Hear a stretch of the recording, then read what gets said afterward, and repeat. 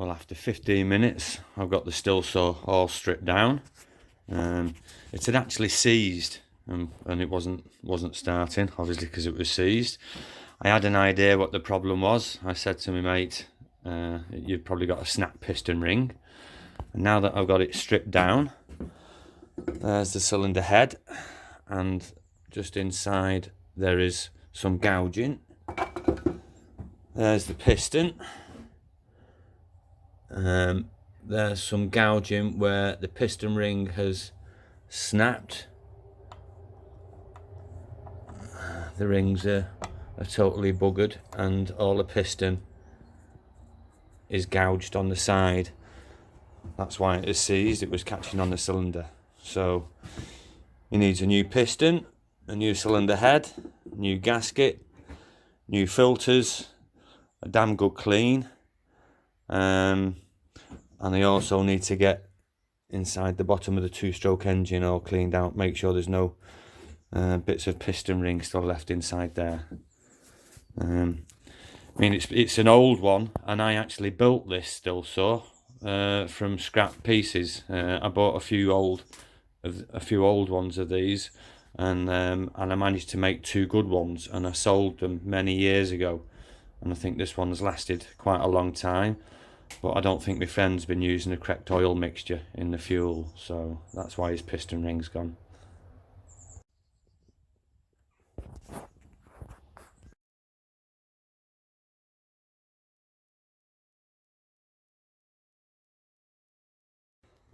Well, the time now is 3:20. Everything's in pieces. The new cylinder head and piston rings and piston was delivered today. That's the ruined one. That's the piston that is gouged when the piston ring snapped. So I've got to rebuild the engine, set up the electrics, and hopefully not have any screws left over. If all goes well, I'm hoping to have it running today. A little tip about engine building when you're putting a piston back in. I've put these new piston rings on, but if you can see the end of the piston ring there's a little groove, and you can see there's a little pin on the piston. So when the piston ring is compressed, it fits around that groove.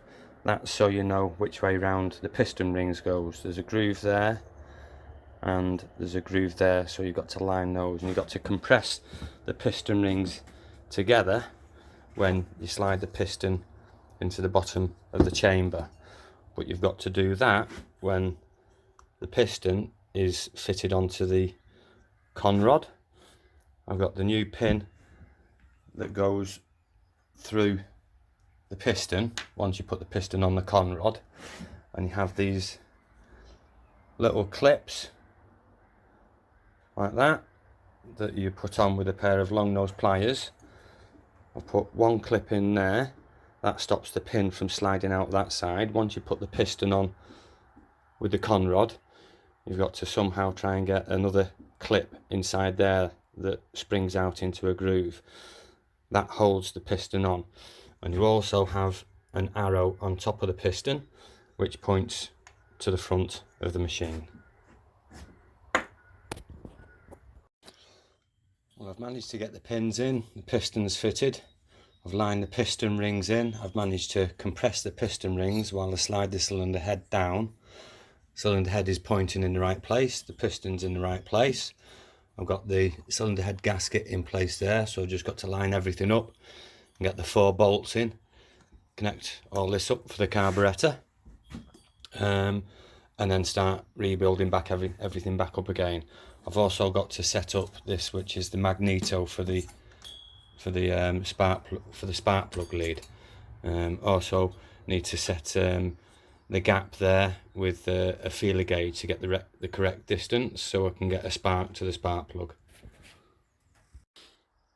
Managed to get the cylinder head on.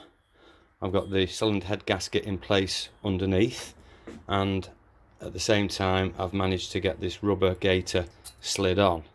The hard part usually is getting the bolts down these channels and making sure that it also lines up with the cylinder head gasket underneath. So I've had a bit of a fiddle about. I've managed to slide 2 screwdrivers down through the head, through the gasket, lining up with the screw holes. So I can start off with trying to get these 2 bolts in here. There's only 4 bolts that hold it down. Once those 2 are on, I'll leave them slack and try and slide these 2 down. Then I can tighten up the clip on the rubber mounting, and that is the main part of the engine rebuild done. So cylinder heads all fitted, pistons fitted, the compression valve, which you can push in and pull out. There we go, that's for easy starting. You don't get that with the new cylinder head, so I've taken that off the old one, wherever that is. Oh, that's in the vise because I've had to take the old one out. So next is the exhaust. So all I need to do is pop the exhausts in there. There's a gasket. I'll give the gasket a clean up. They're good to reuse because these are metal anyway, so I'll just give those a clean up. Then the exhaust bolts onto here. We've got a problem with trying to tighten the bolts up on the exhaust. I've got them lined up, I've got the gasket on. This one is no problem. This one, I can't tighten it.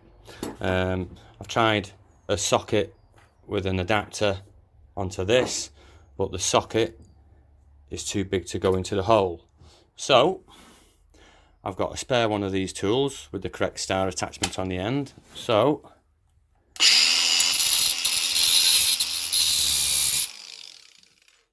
I'll cut that off and I'll put that into a drill, be able to tighten it up. Job's a good one. I got that tool cut, got the drill on, and hopefully there we go. I actually tightened it up a little bit before I videoed, so it didn't take much, but another little tip, just to, if you're struggling doing something mechanically, all you need is a little bit of know-how and make a tool that can make it easier. So this is the flywheel, and it has some magnets on the top, and when the engine's turning, this is spinning. This is the coil pack with the lead that goes to the spark plug. When the magnets spin past the coil pack, that sends the spark to the spark plug, but you have to have a precise gap. I've got this feeler gauge in here, and I've got a blade against the connection for the coil pack, and I've got the blade at 0.008 of an inch. So how you set it, you get the blade against the coil pack, and then you gently turn the wheel, and that's it now. So I've turned the wheel, so the magnets have pulled the coil pack closer to it, and I've got it set at a gap of 0.008 of an inch. So all I do now is tighten these 3 bolts, and that's the ignition setup. So I've got a fair bit more of it rebuilt. I've got the blade housing and the guard on. I've got the cover on. I've got all the ignition for the spark plug. I've turned the engine over by hand, and I am getting a spark at the spark plug. This is the centrifugal clutch mechanism here. When the engine spins, the clutch separates. That's what drives the belt and the housing. Getting a housing on is very tricky. I couldn't video that part because I needed both hands for setting it all up, but there's a nut here which, if you put this on, twist it, that pulls a pin back. When the bolt goes through, the pin pushes on the bolt, sending the whole thing forward, and that gives you the correct tension for the belt. So if I slacken this off, now, and just change the ratchet over, you'll see the whole thing slide forward There, it just slid forward. So I've slackened that off. That's the right tension for the belt. So now I can tighten that back up and tighten these two up, and that's the belt done. Well, here goes. There's a couple of little bits to go on yet, but we can see if it'll start.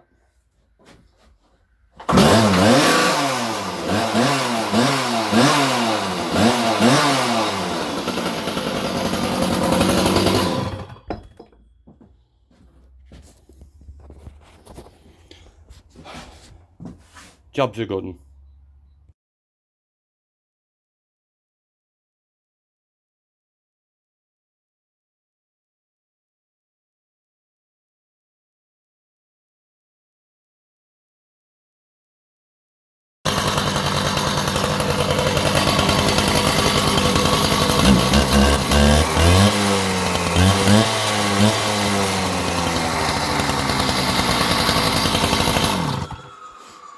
All finished.